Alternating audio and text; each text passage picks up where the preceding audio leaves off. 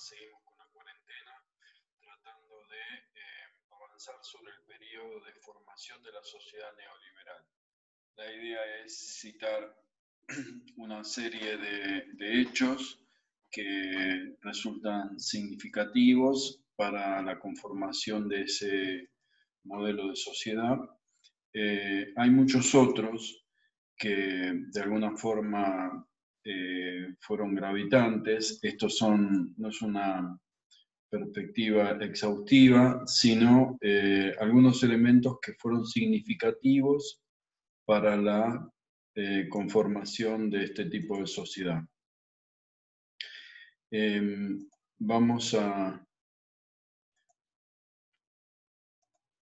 tratar de ir avanzando sobre esa serie de elementos. En un primer momento tenemos una serie de gobiernos militares que tuvieron la singularidad de forzar, digamos, de tener ciertos procesos populares que hemos visto en la clase anterior. Esas dictaduras militares fueron orientadas desde una doctrina muy particular que vamos a ir trabajando, digamos, que es la doctrina de la seguridad nacional. Después vamos a ver cómo se organiza un experimento de volver una sociedad que había avanzado hacia el estado de bienestar a partir de las economías keynesianas, regresarla por la fuerza a la economía liberal y a la sociedad de mercado, que fue el caso de Chile. Fueron muy conocidos en esa época, estamos hablando de fines de los 60, principios de los 70, el trabajo de los llamados Chicago Boys, ¿no? Los estudiantes de la Escuela de Chicago de Economía que iban siguiendo, digamos, la perspectiva, intentando instalar la perspectiva neoliberal, que para esa altura se llamaba neoclásica o monetarista, de Milton Friedman, que era un seguidor de Friedrich Hayek. Bueno, con ese experimento logran la cooptación de las burguesías y convencerlas de que que abandonen el keynesianismo. Después vamos a citar, bueno, la diseminación de las deudas externas en la periferia, la resolución de la crisis de la deuda a partir del consenso de Washington, y lo que es dentro del consenso de Washington lo conocida reforma social. Bueno, como primer paso decíamos que tomamos como un antecedente lo que fueron las dictaduras militares, o sea, movimientos que han generado la ruptura democrática del orden democrático, donde nosotros habíamos visto cómo en muchísimos países de Latinoamérica esa democracia había evolucionado en alguna medida hacia el surgimiento de un pensamiento popular que inspiró numerosos procesos de gobiernos nacional populares con distintas características en cada uno de los países de Latinoamérica, pero muy extendido en todas las latitudes. Por lo tanto, el orden oligárquico pretende volver al estado anterior, volver, digamos, a esos estados de alta ganancia económica, de cierre de la participación política de las clases sometidas, y por lo tanto tenemos, bueno, toda esta serie de golpes de Estado. Fíjense, en Argentina es un récord, Paraguay, Brasil, Chile, Bolivia, Perú, Venezuela, Uruguay. O sea, estamos frente a una política continental de las oligarquías aliadas al imperialismo, en gran medida primero europeo y después norteamericano, ya en la segunda mitad del siglo XX, ¿no?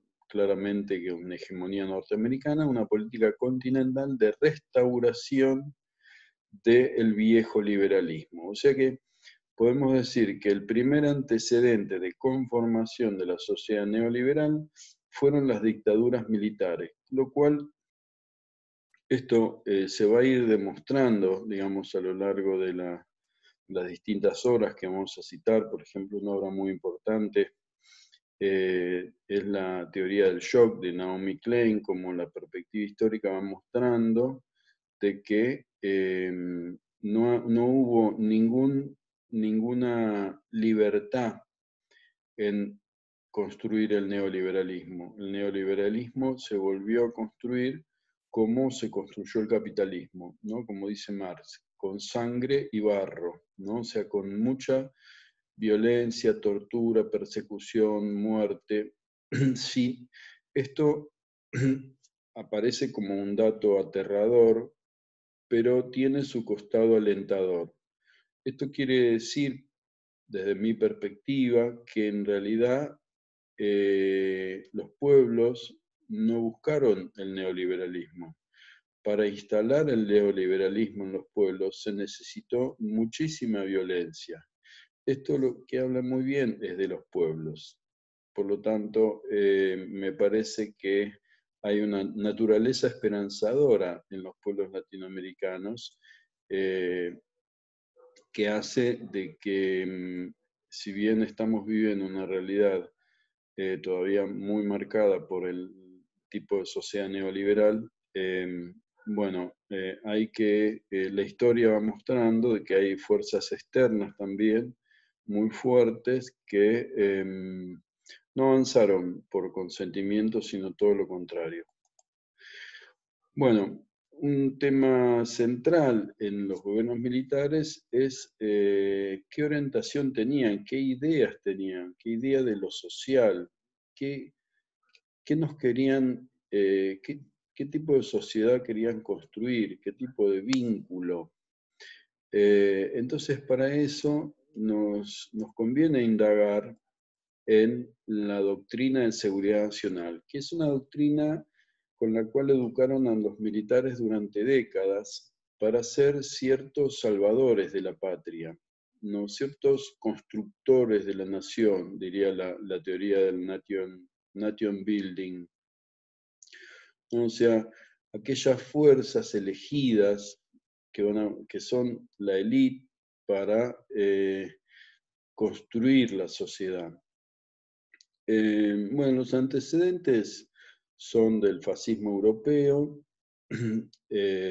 la doctrina militar francesa de Cité catholique, que, digamos, una ideología absolutamente reaccionaria que plantea que la Revolución Francesa abrió la puerta a todos los males, ¿no? Después un eje fundamental de la doctrina franquista, de la doctrina militar franquista, que concibe al ejército como justamente una élite capaz de construir sobre la base de salvar los valores fundamentales de la nación, ¿no? Como por ejemplo lo occidental, lo cristiano, ¿no? En contraste con lo oriental, que serían las ideas comunistas, las ideas colectivistas, que no son, digamos, propios de la forma occidental, de la forma cristiana, ¿no? Por lo tanto los otros son ateos. Y digamos la máxima expresión de eso serían los grupos de tradición, familia y propiedad, ¿no? O sea, una esencia de la sociedad occidental y cristiana que pasaría por ahí. Pasaría, por ejemplo, con un eje muy fuerte en la propiedad privada, ¿no? Frente al colectivismo, que en esta mirada es lo que terminaría disolviendo la sociedad. Por lo tanto, esa élite se erige como los salvadores, ¿no? La salvación, ¿no? Hay un componente religioso muy fuerte de salvar una forma de ser, salvar una forma de existencia, salvar una forma social, una forma de sociedad. Bueno, toda esta base, sobre esta base europea se construye, se genera el aporte norteamericano, ¿no? Principalmente después de la Segunda Guerra Mundial. Y ahí los norteamericanos construyen e instalan la idea de seguridad y hacen una sinonimia entre seguridad nacional y seguridad hemisférica. O sea, ellos trabajan para salvar al hemisferio occidental de la guerra que nos hacía supuestamente el comunismo, y en ese salvar al hemisferio occidental construían la idea de salvación nacional, por lo tanto permitía hacer, digamos, ese nexo entre el nacionalismo de los militares y la cuestión ideológica, la cuestión más de estilo de sociedad occidental, ¿no? O sea que ellos con el significante nacional significaban la seguridad hemisférica, o sea, la zona de influencia de Estados Unidos, o sea, salvar el imperio norteamericano de alguna forma. Por lo tanto, hablábamos de seguridad nacional, pero tenemos que entender que en realidad era seguridad continental. Por lo tanto, bueno, ahí aparece la noción de nation building, que elaboran la teoría norteamericana, ¿no? Como los que van a construir la nación son estos militares, esta élite. Esto es muy interesante porque en realidad es como que la nación para ellos está destruida o está disuelta por las ideas socialistas, las ideas de izquierda, las ideas populares que las hacen ellos, lo nacional popular era un sinónimo de totalitarismo, por lo tanto era asimilable a la idea comunista, socialista, ¿no? Por lo tanto, bueno, estaba dentro de la disolución nacional. Esta construcción de nación tenía que ver con reconstruir en torno a los valores tradicionales, los valores permanentes de la nación, ¿no? Por ejemplo, la propiedad, la familia. Bueno, la bibliografía que vemos sobre seguridad sobre la doctrina de seguridad nacional tiene sus principios sistematizados con los cuales educaban a los militares. Pensemos que la Escuela de las Américas los educó por 50 años, o sea, tenemos varias generaciones de militares adoctrinados ideológicamente y capacitados en términos prácticos para tortura, para guerra antisubversiva.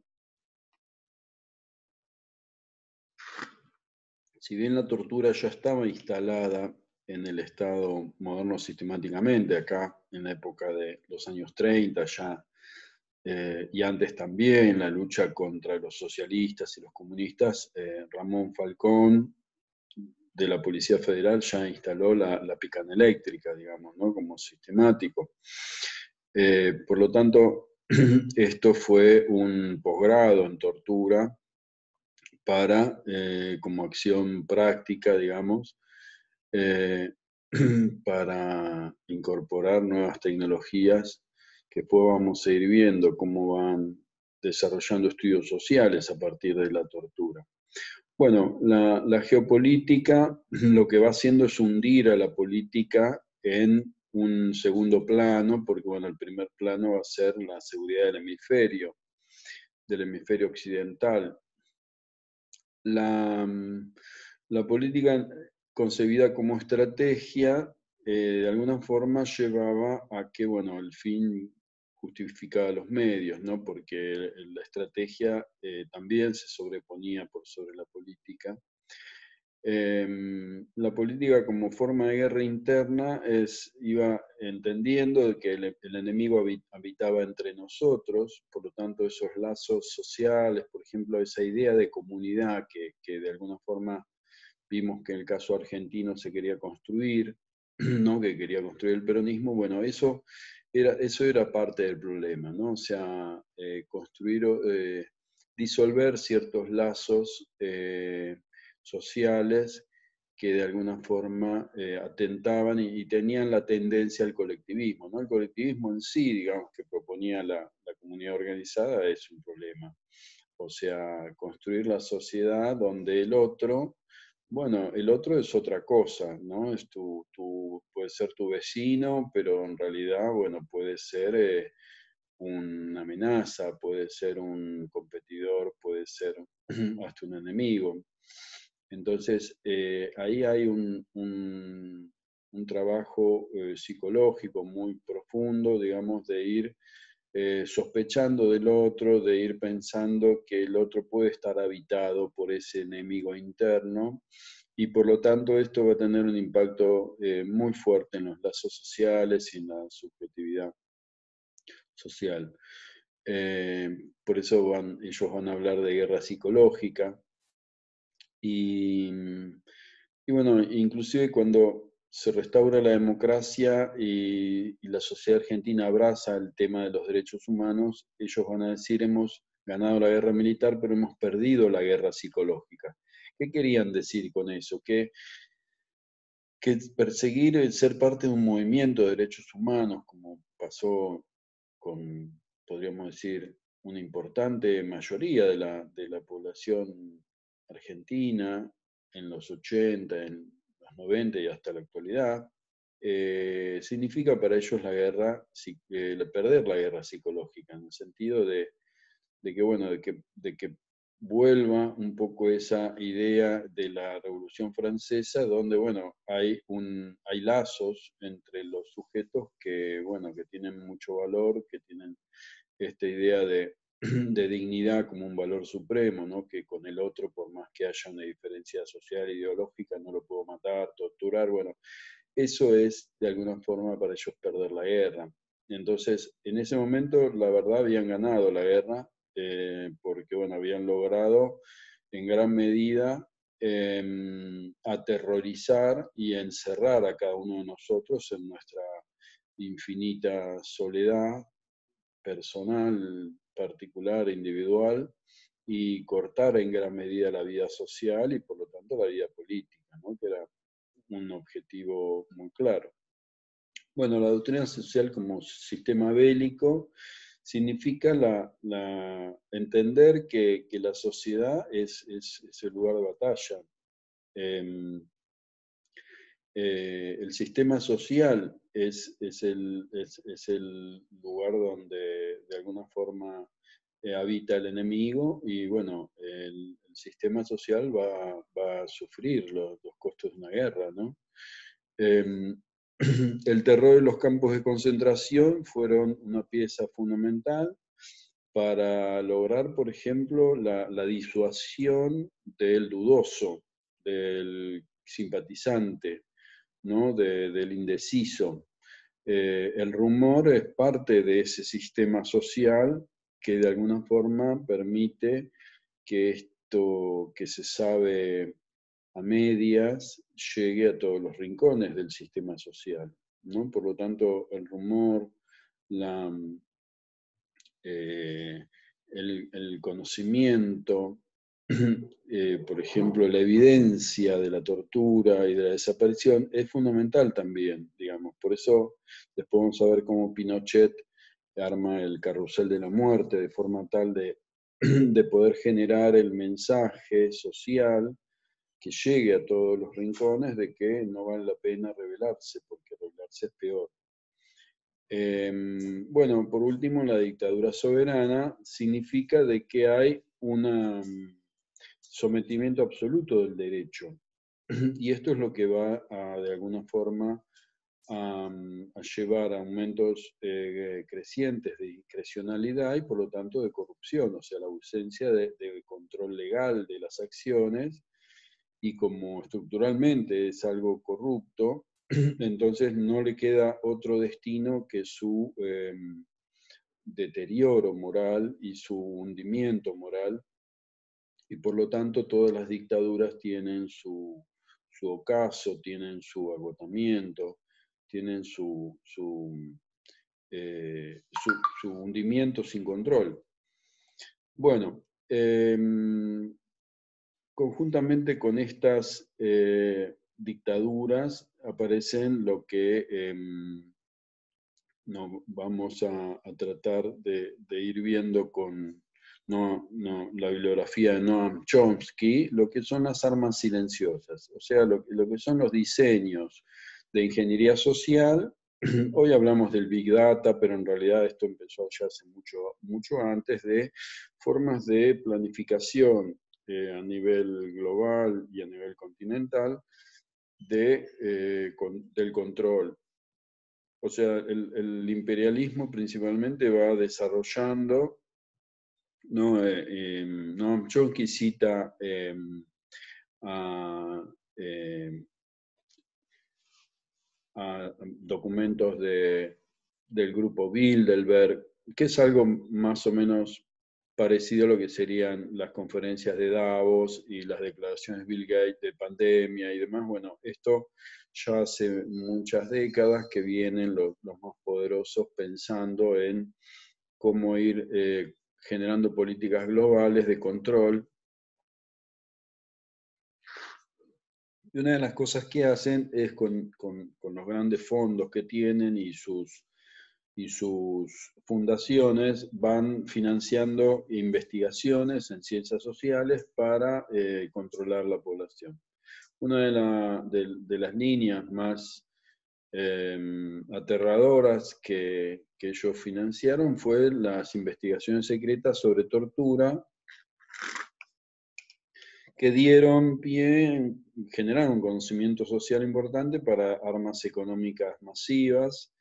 Y ahí el tema pasó por las pruebas de choque, ¿no? Lo que después se llamó en economía los shock, ¿no? Las políticas de shock. Pero en realidad todo esto, según Noam Chomsky, se descubre en la sala de tortura. O sea, cómo un sujeto, después de aplicar determinado tipo de condiciones que le permiten, que le genera una pérdida de sus parámetros tiempo-espaciales, de sus referencias tiempo-espaciales, entra en una especie de levitación donde el sufrimiento, con tal de parar el sufrimiento que se le inflige, se termina totalmente, pasa a un estado totalmente maleable, que bueno, que eso dura un tiempo y hay que aprovechar, dicen los torturadores. Por lo tanto, este conocimiento de debilidad subjetiva, de fragilización extrema subjetiva, piensan que puede ser útil para generar situaciones masivas de debilitamiento de los sistemas sociales y de las sociedades, como un poco lo que se plantea, ¿no? Lo que se plantea con las guerras civiles, ¿no? O sea, un debilitamiento sistemático de la sociedad civil para destruir el Estado como barrera, digamos, al avance del imperialismo. Un poco lo que ha pasado también con la primavera árabe y con todo lo Medio Oriente, inclusive lo de... Entonces ahí nace esta idea de que bien nos va a relatar mucho Naomi Klein en su libro La doctrina del shock, donde el más interesado en este tipo de políticas de shock, uno de los más conocidos, va a ser Milton Friedman, por ejemplo, que Milton Friedman va a ser un seguidor de Friedrich Hayek, que era un contemporáneo de Keynes, y que ni bien, y que plantea una resolución de la crisis del 29 por el lado de la derecha, ¿no? Keynes planteó una humanización del capitalismo y Hayek planteaba un recrudecimiento del capitalismo, ¿no? O sea, resolver esa crisis con más, digamos, diría Federici, con más acumulación originaria, o sea, con menos retribución del capital a los factores, ¿no? Al trabajo, a los sujetos coloniales, a las mujeres. Bueno, Hayek la veía por ese lado, ¿no? Entonces, Hayek perdió la discusión en los años 30, pero eso no quitó que él siga con apoyo de los más ultrapoderosos y ultra reaccionarios globales, que siga con sus ideas, ¿no? Ya plasmadas en el libro muy famoso de él, El camino de servidumbre, ¿no? Porque su teoría iba con que el keynesianismo nos iba a llevar a que esta expansión del Estado, con el estado de bienestar después, que un poco vimos con el peronismo, como esa idea de comunidad se iba como sobreponiendo a la idea de sociedad de mercado y por lo tanto las instituciones económicas iban quedando por debajo, sometidas a la lógica social, a la lógica del lazo social, a la lógica del desarrollo social. Bueno, Hayek decía que ese camino nos iba a llevar a la servidumbre, o sea, ser todos siervos del Estado, una especie de totalitarismo, y mostraban cómo el comunismo soviético en los años 30 y 40 iba restringiendo libertades en el marco, digamos, de lo que era la etapa de Stalin, ¿no? En Europa del Este, en Rusia, en la URSS, ¿no? Entonces ese era el camino de servidumbre, donde íbamos a ser siervos del Estado. Milton Friedman eh, era un profesor de economía de Chicago, de la Universidad de Chicago, en Estados Unidos, y ahí él sigue las teorías de Hayek, pero imagínense que era un pensamiento ultra minoritario, ¿no? En la academia y en la empresa lo mayoritario era el keynesianismo, ¿no? Algo inverso a lo que es hoy. Hoy el keynesianismo es marginal y el neoliberalismo es hegemónico. Bueno, él va elaborando todo un ideario que es muy curioso porque va teniendo sus afirmaciones de ultraliberales con cierto carisma religioso, místico, ¿no? Por ejemplo, solo una crisis real da lugar a un cambio verdadero, ¿no? Cuando una crisis tiene lugar, o sea, empieza a alabar la idea del shock, porque él descubre la aplicación de esta posibilidad de cambio, o sea, él estudia el cambio social y él ve que como el sujeto puede cambiar en la tortura y abandonar su resistencia y entregarse, bueno, él está pensando en las bondades del shock para que un pueblo entero se entregue y se pueda volver al liberalismo que se había perdido en manos de este colectivismo. Entonces, él propone que esas ideas flotan en el aire para que cuando haya una crisis, lo que antes era imposible, ahora sea inevitable. O sea, el cambio hacia el liberalismo, que antes era imposible, bueno, ahora es la única opción de salida. Para eso lo que se necesita es mantener viva la idea, ¿no? Hasta que llegue la crisis. Bueno, por lo tanto, estos cambios cataclísmicos son un poco el deseo de Friedman de que lleguen de alguna forma, porque es la posibilidad de escribir una hoja en blanco. O sea, poder que un pueblo abandone todos sus derechos, sus, sus bienes que tenía apropiados y que tenía internalizados en su subjetividad, en su cultura, en sus costumbres, y bueno, y el cataclismo, la catástrofe, el terror, hacían que de alguna forma, bueno, los largue, los suelte y se allane a las propuestas que venían, una especie, digamos, de recrear la situación de la bomba atómica en Japón, ¿no? Bueno, por lo tanto, en la teoría de Naomi Klein, que es muy, eh, me parece que es muy clara, ella quiere demostrar cómo lo que menos hubo en este traspaso al liberalismo fue libertad, como la gran propaganda de la derecha quiere hacernos creer. En realidad, ella plantea que la violencia fue el elemento decisivo en la definición del modelo social. Esto es muy aterrador por un lado, pero como les decía hace un rato, es también alentador en el sentido de que, bueno, nos libra de culpa, en el sentido de que ninguno de todos nosotros hemos construido hemos optado por este orden social, que hoy nos enfrenta, nos separa, nos encierra en el individualismo.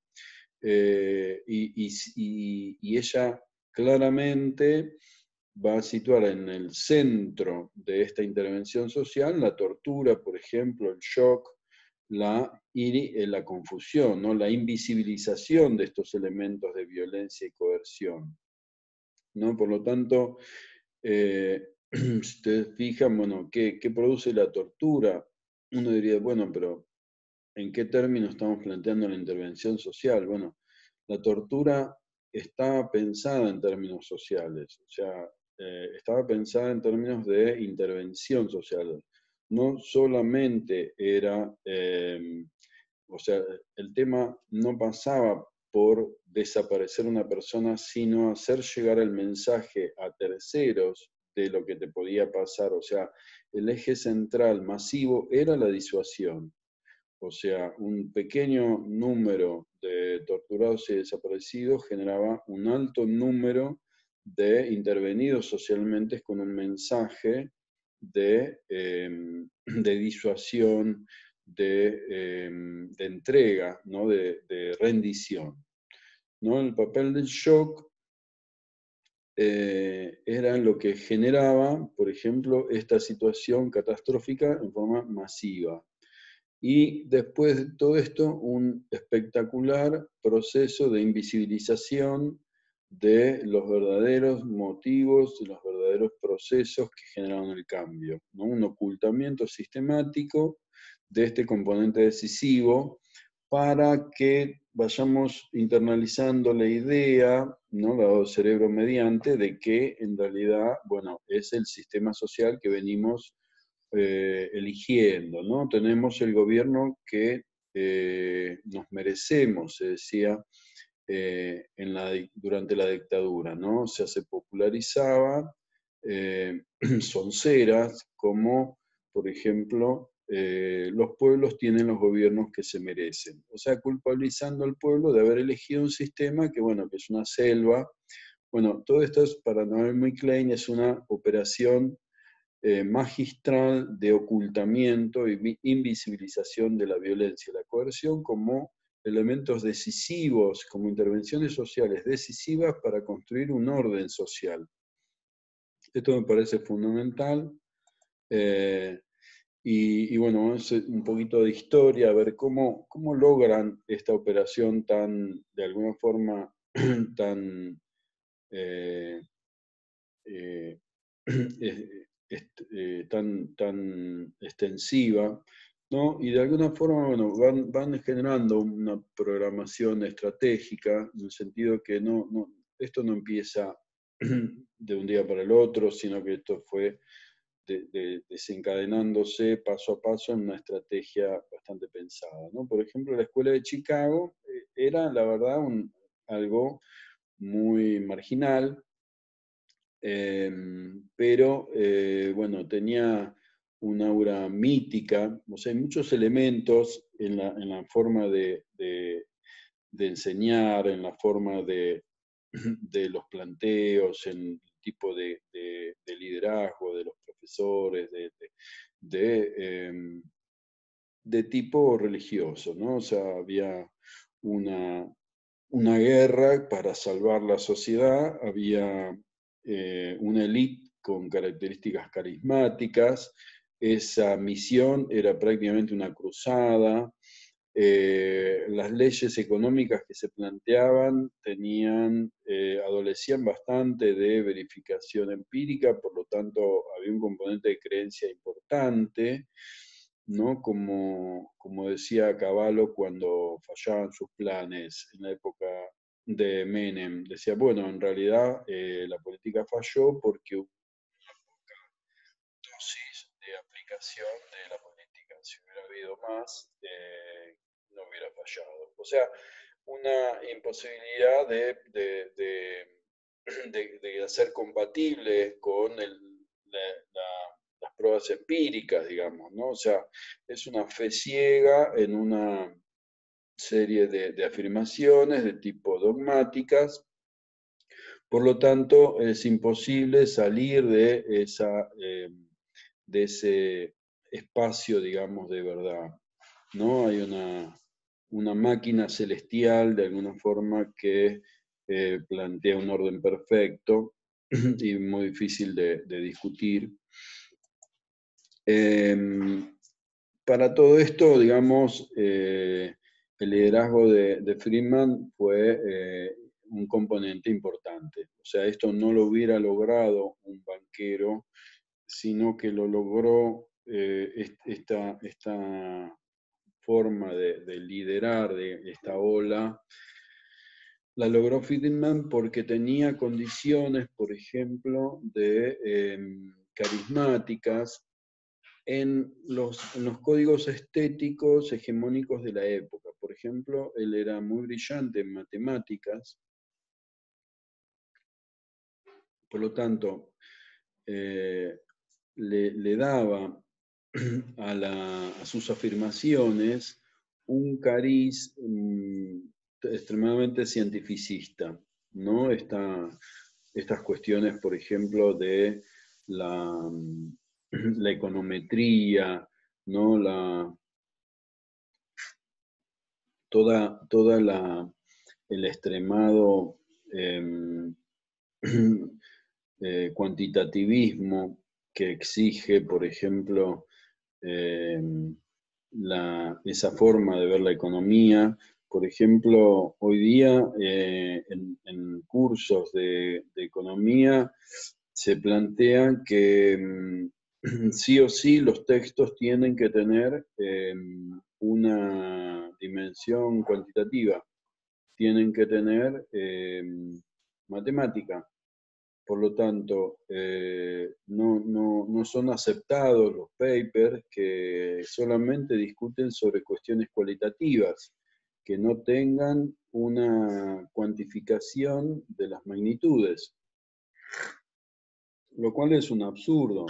Pero bueno, esto es así, o sea, hay un legado muy fuerte, una vigencia muy fuerte de una forma de pensar la economía que de alguna forma, si no estuviera ese valor cientificista y esa imagen que da las matemáticas avanzadas, esto no sería viable socialmente, ¿no? O sea, la nueva religión del siglo XX ya no es el catolicismo, el cristianismo o las otras religiones, sino es la ciencia. O sea, una fe en una ciencia de una matemática, por ejemplo, que la verdad la mayoría no entendemos, pero bueno, era la forma de viabilizar socialmente un discurso y de ir entrando en un público que de alguna forma le otorgaba la bondad de la imparcialidad científica. Bueno, ¿en qué consistían sus afirmaciones? Bueno, era una recreación del orden liberal que un poco lo había comentado Polanyi cuando vimos cómo se construía la sociedad de mercado. Es volver a reconstruir la sociedad del mercado autorregulado, o sea, la sociedad de mercado donde todas las instituciones sociales están sometidas a las instituciones económicas en el siglo XX. Por eso es neoclásica, por eso es neoliberalismo, pero básicamente es lo mismo. O sea, el endiosamiento de la oferta, la demanda, la inflación, el desempleo como fuerzas naturales fijas, inmutables, ¿no? El auténtico libre mercado como la gran mano invisible que maneja todos los factores de la economía y por lo tanto hay que darles libertad porque ese mercado las va a ir otorgando precios a cada una conforme esas leyes. El monetarismo, que era la doctrina que decía cómo se debería regular la moneda para que exista la cantidad justa de moneda según la inflación que se perseguía. Si había inflación, quiere decir que había mucha moneda.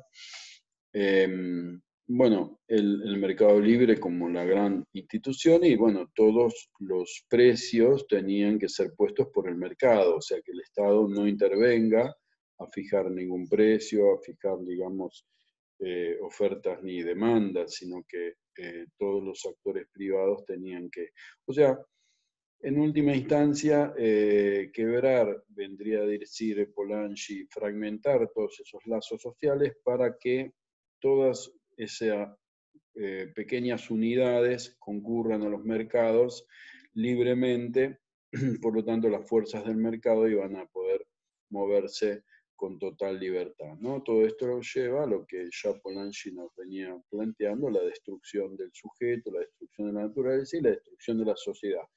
En la destrucción de la sociedad es muy interesante porque recién en los 80 tenemos a una líder de toda esta ola civilizatoria, que fue Margaret Thatcher, que ella admite que en realidad la sociedad de mercado destruye la sociedad porque ella ve desde su perspectiva y lo plantea así, que bueno, es en realidad la ausencia de sociedad. O sea, ella ve como la primacía del individuo era un valor superior a la sociedad, por lo tanto ella postula la ausencia de sociedad. Es muy interesante porque coincide, es una especie bueno, de confesión de parte, ¿no? O sea, la sociedad sería algo no deseado por los neoliberales y por lo tanto tenemos que repensar en ello. O sea, entonces quizás sea un valor nuestro, la sociedad. Por eso me interesa, digamos, la categoría sociedad también, ¿no? O sea, bueno, ¿qué fue el proyecto Chile? Bueno, el proyecto Chile fue poder generar la posibilidad de, ¿por qué eligen Chile para ir con la Escuela de Chicago? Porque en realidad en Chile había una especie de epicentro del keynesianismo en Latinoamérica, y ustedes piensen que a las multinacionales el keynesianismo le estaba haciendo perder, de ganar muchísimo dinero. Por lo tanto, había que intervenir en Chile, porque en Chile estaba la CEPAL, conducida por un economista muy importante, que iba formando en la idea keynesiana, un economista argentino que que fue generando generaciones de economistas keynesianos y de alguna forma la CEPAL fue también un semillero para la escuela de la teoría ya con más influencia marxista de la teoría de la dependencia. Por lo tanto, Estados Unidos lo vio como un lugar a invadir y a destruir, ¿no? Un lugar, una usina ideológica a intervenir. es por eso que la Escuela de Chicago desembarca en Chile, intenta que la Universidad de Chile se sume a este experimento, pero lo vieron tan ideológico que lo descartaron, y la Universidad Católica sí los albergó, y ahí se comenzaron los cursos con Friedman. Después siguieron en Chicago, iban los estudiantes de Chile y después de toda Latinoamérica a Chicago. Y después vienen las elecciones del año 70, donde todas las ideas neoliberales pierden, arrasadas por ideas socialistas, ideas de izquierda, ideas democráticas, porque bueno, los tres principales partidos que ganan las elecciones, que salen primero en las elecciones donde gana Allende, proponen la estatización del cobre, por lo tanto era lo opuesto de lo que había que hacer según Friedman. Por lo tanto, ven que la democracia, la verdad, no los favorecía. Pero bueno, Nixon, cuando define voltear a Allende, ¿no? Con la famosa frase que le da al director de la CIA, bueno, haga chillar la economía para voltear a Allende, bueno, ahí se empieza a abrir una puerta para que la Escuela de Chicago pueda tener otra oportunidad, pero ya en dictadura. Entonces, en democracia, la verdad no pudo avanzar y ahora van a probar en dictadura. La dictadura, bueno, fue premeditada, armada por la CIA, la ITT, la International Telephone and Telegraph, que era una multinacional gigantesca norteamericana, que de alguna forma conducía la estrategia de destruir el gobierno de Allende.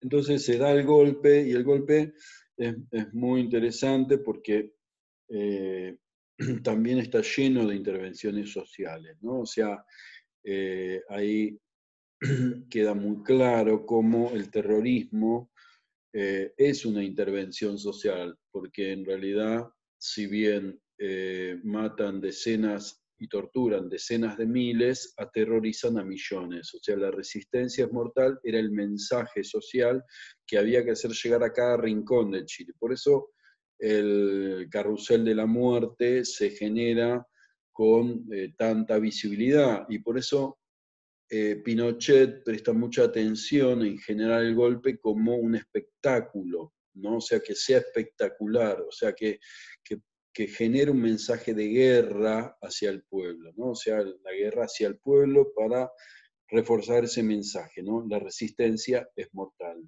O sea, no resistas porque es peor. Bueno, se da una especie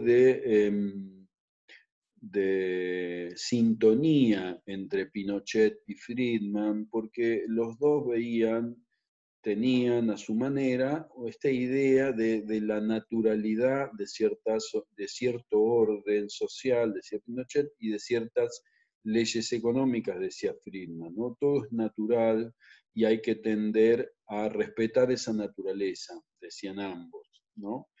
Y de ahí surge una especie de matrimonio, donde ambos se ponen se asocian para rearmar la economía de Chile como una hoja en blanco, o sea,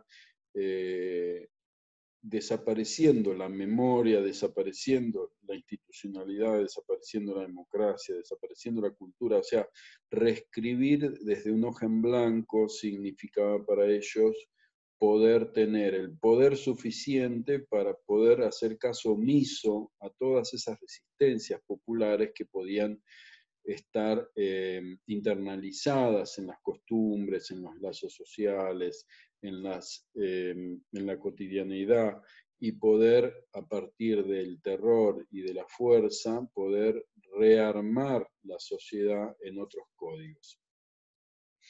Bueno, ¿qué sirvió la experiencia Chile? Bueno, la verdad al principio fue un desastre, pero bueno, más o menos la hicieron funcionar de forma tal de mostrarle a la gran burguesía internacional de que había que abandonar el keynesianismo y había que pasarse al neoliberalismo. De alguna manera lo logran. Piensen que los think tanks, las fundaciones, empiezan a poner mucho dinero en estas usinas ideológicas neoliberales, porque bueno, la prueba práctica estaba pasando su validez, digamos, ¿no? O sea, empezaba a haber eh, una prueba de que estas ideas de Friedman se podían hacer realidad. Y el caso Chile empezaba a mostrarse como una opción. Después de Chile viene la Argentina de Videla, viene Uruguay, Brasil, o sea, en muchos países de la periferia africana y asiática también empiezan con sus dictaduras militares a abrazar la propuesta neoliberal, y esto llega al centro, al centro del sistema. Estas ideas llegan al centro del sistema, por ejemplo, con Thatcher, que ya quería torcerle el brazo al movimiento obrero, en particular a los obreros del carbón, y para eso emprende una cruzada de todo o nada, como planteaba Friedman y el neoliberalismo, ¿no? La desaparición de todo el sistema social de protección del trabajo, privatizaciones masivas. Entonces, ahí es donde ella postula, bueno, en realidad el neoliberalismo es más que una política económica, es una forma de vida, dice ella, es la desaparición de la sociedad. Me parece muy emblemática, muy simbólica esta afirmación, significa muchas cosas. Y bueno, Reagan acompaña este movimiento que después fue conocido como los neocons, ¿no? O sea, la ola neoconservadora. Y ya con este nivel de expansión, bueno, fue muy fuerte el contexto que se le genera a la URSS y a todo el sistema socialista, por lo tanto, lo lleva a una implosión, ¿no?, de todos los países socialistas, y por lo tanto emerge en el sistema capitalista una unipolaridad de poder que le permite, por ejemplo, la colonización de los organismos internacionales, ¿no? La gran parte de Naciones Unidas, principalmente los organismos financieros.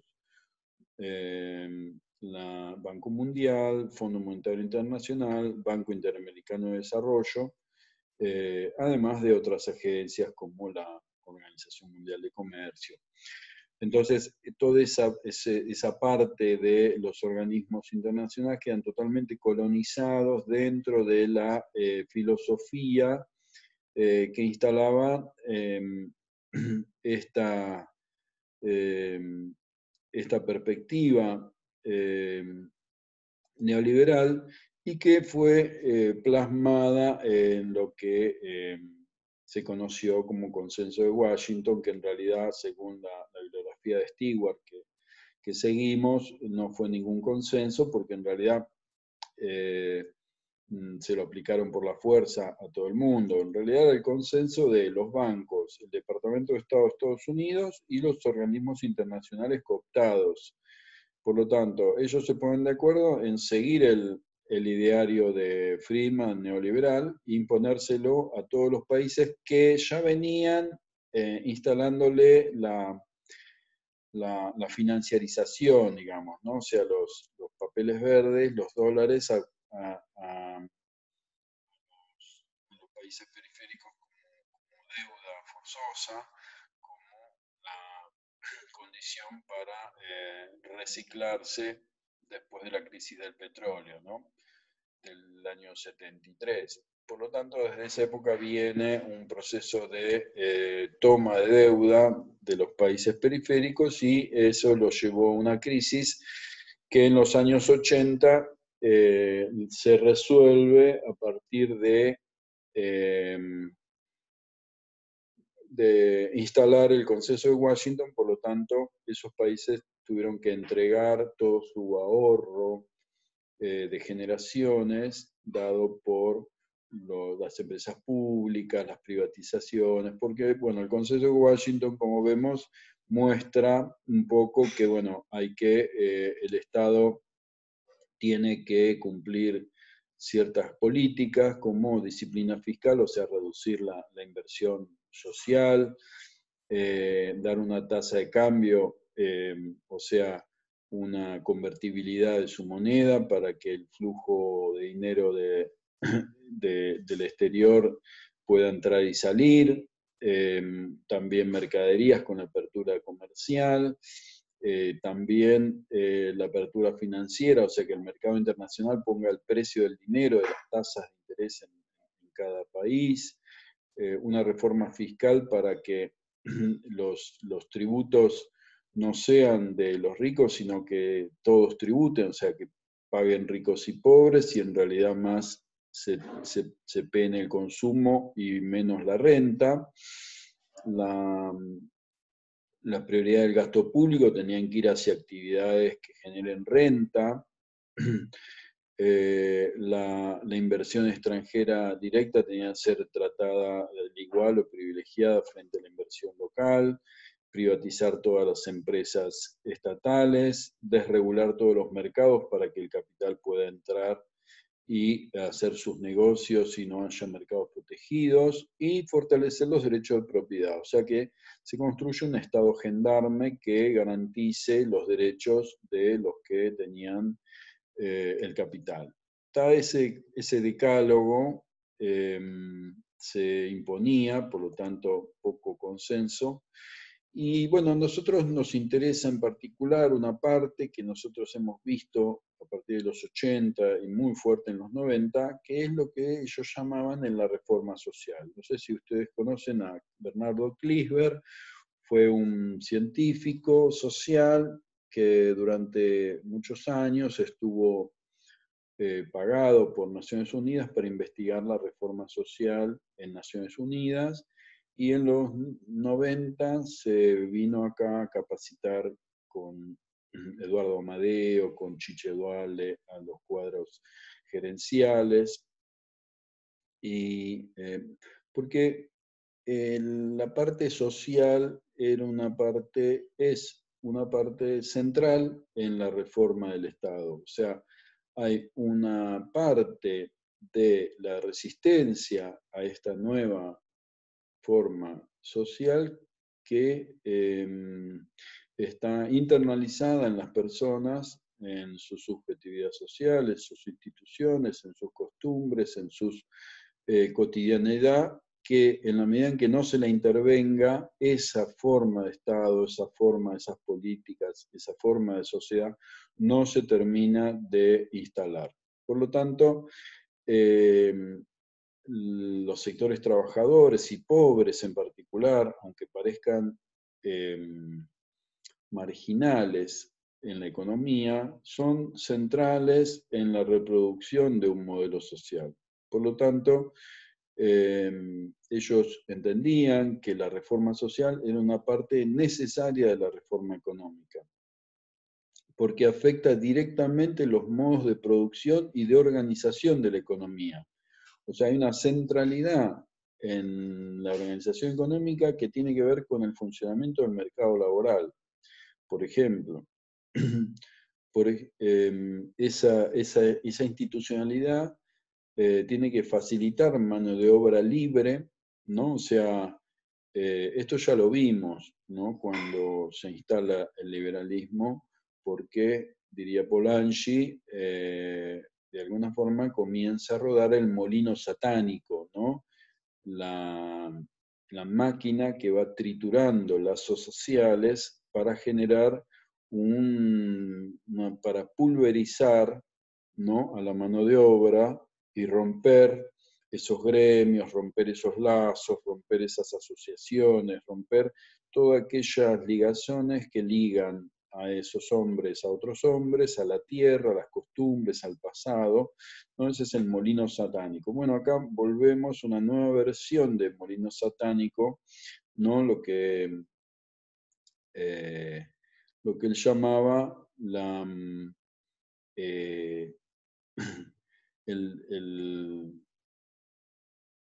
forma, digamos, de quiebre de sistemática de esos lazos sociales. Bueno, esto tiene, ¿cómo afecta esto? Bueno, esto es necesario porque produce la gobernabilidad, ¿no? O sea, esto evita los paros, las puebladas, las protestas, ¿no? Las resistencias, construye consenso social y legitima un orden, ¿no? Las inversiones privadas, van a decir ellos, pero legitima todo un orden de cosas. ¿Cómo vimos nosotros estas propuestas? Por ejemplo, en gran medida trabajadores sociales, y bueno, lo hemos visto a partir, por ejemplo, de propuestas concretas que nos llegaban, lo que ellos se hablaba de descentralización y se lo asociaba con cierto carácter democratizador, pero en realidad en su esencia veíamos que había una transferencia a jurisdicciones menores de servicios que lo que iban generando es un achique paulatino del gasto, porque esas transferencias o se hacían sin partidas o se hacían hacia una jurisdicción menor que insumían menor gasto, ¿no?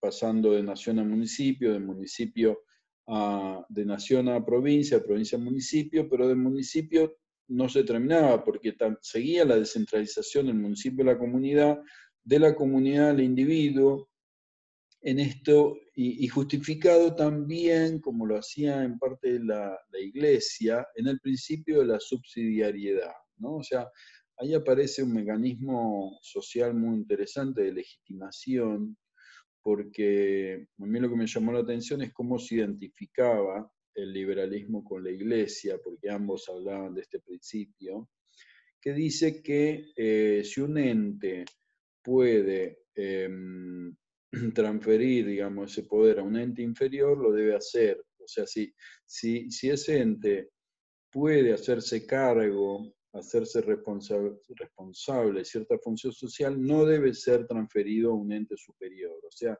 si el sujeto puede responsabilizarse de cierta conducta, no debe pasarse esa responsabilidad al Estado, por ejemplo, ¿no?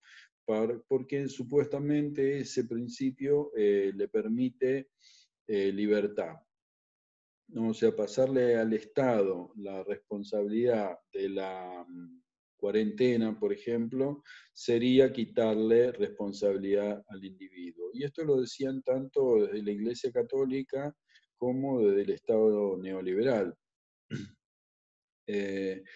Esto fue, me parece, muy significativo porque en esta época la Iglesia tuvo una postura muy reaccionaria y desde Cáritas y otras instituciones fueron muy funcionales a esta descentralización, con la idea también de la Iglesia de recapturar cierto poder social perdido a lo largo de toda la modernización del Estado, ¿no?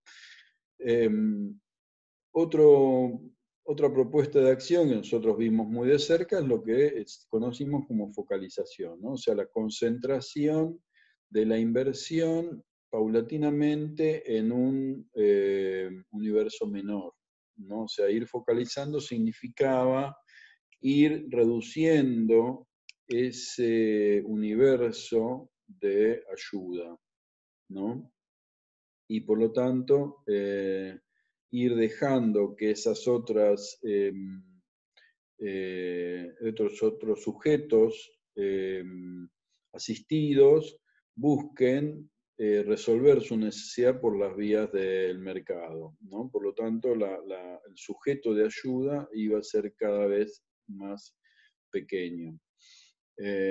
Por último, los sistemas de información que nosotros vimos muy fuertes, esto se debatió bastante, digamos, o sea, cómo generar un sistema de control que identifique a ese sujeto de ayuda, que en realidad era un objeto de ayuda, y para poder ir reduciéndolo, ¿no? O sea, controlar esa, esa, esa situación.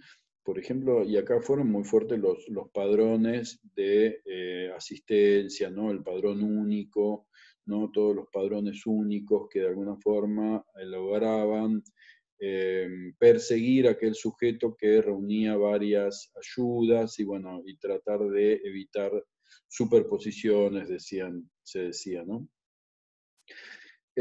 Bueno, todo esto fue condimentado con esta idea de gerencia social, también muy, muy fuerte, traída por Bernardo Kliesberg, Eduardo Amadeo, ¿no? Hoy funcionario del PRO, en ese momento secretario de Desarrollo Social de Menem.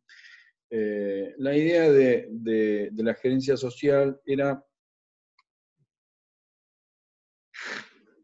que todo ese estado de bienestar que se había expandido tanto en el peronismo, pero que después nunca se había podido desarticular, en realidad tenía un gen, digamos, de origen a cambiarse, digamos, que le generaba mucho ruido, que era que, bueno, que la administración pública no tenía las capacidades de la administración privada, ¿no? Porque la administración privada tenía una racionalidad que permitía asignar mejor los recursos, ¿no? El management privado, ¿no? Esto fue muy fuerte para la gerencia social, pero para todos otros ámbitos de la gerencia pública.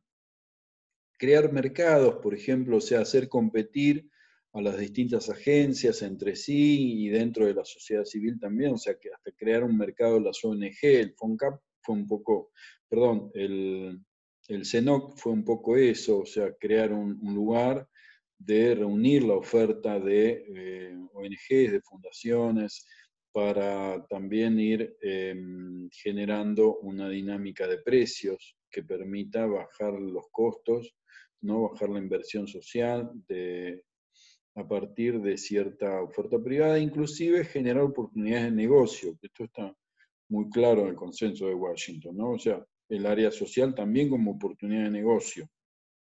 Esto se empezó a ver muy, muy fuerte en la parte de obras sociales, los asilos.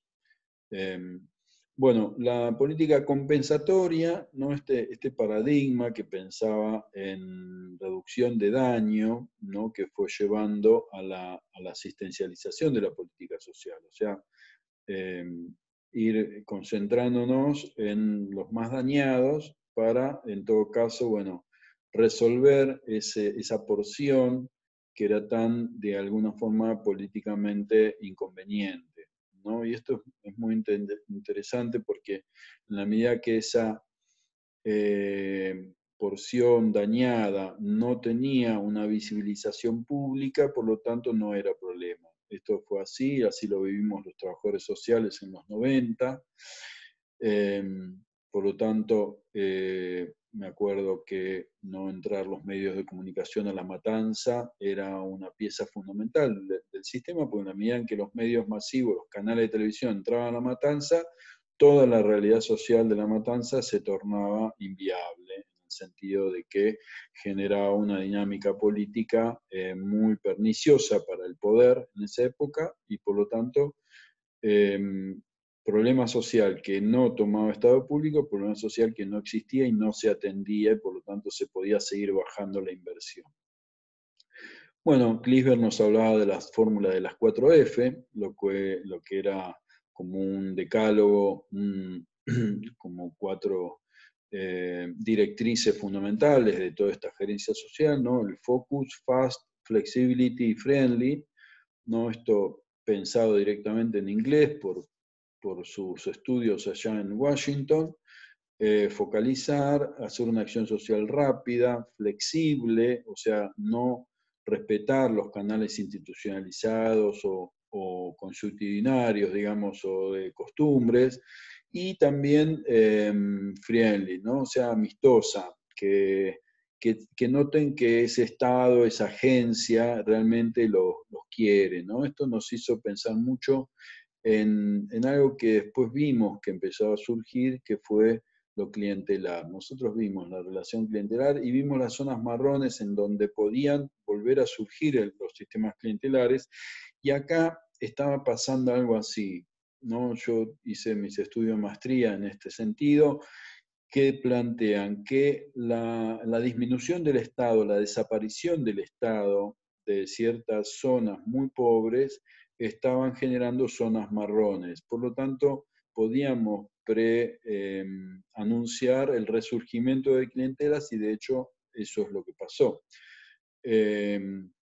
O sea, como no se podía ajustar la oferta, entonces, porque la oferta ya era fija y el pago de la deuda y la reducción fiscal hablaban de una oferta fija, inmutable, baja, entonces había que ajustar la demanda a la oferta. Ajustar la demanda significa una reducción eh,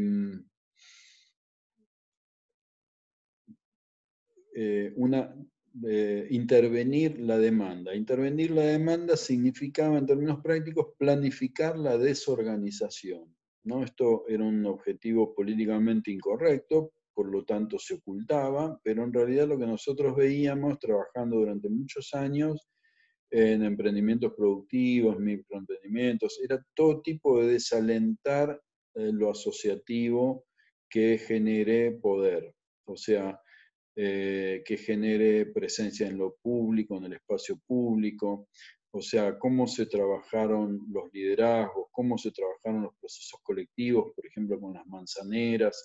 Vimos cómo había un recorte de las dimensiones públicas para neutralizar, digamos, sus efectos políticos. En ese contexto, lo que vimos es un resurgimiento y reemergencia de la relación, resurgimiento del clientelismo a partir de la reemergencia de relaciones clientelares de los sujetos asistidos hacia un tipo de liderazgo que manejaba, concentraba el poder, concentraba los recursos, sin descartar inclusive algunos trabajadores sociales que de alguna forma eran presos de una relación de tipo clientelar.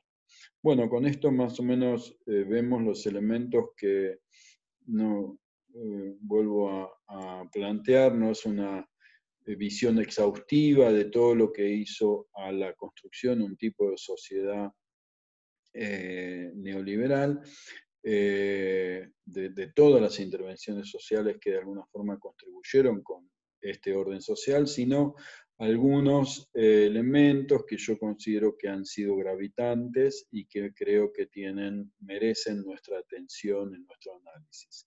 Bueno, esta es un poco la bibliografía que yo pude acceder como para elaborar esta clase. Y bueno, vamos a cerrar un poco esta clase con la idea de, de pasar a hacer un trabajo práctico en que pueda un poco ver cómo todas estas intervenciones de alguna forma se relacionan con la realidad que podemos estar hoy, cómo estos elementos pueden haber perdurado hasta el presente. Bueno, muchas gracias y espero que se haya entendido y seguimos las dudas y debates en los espacios virtuales.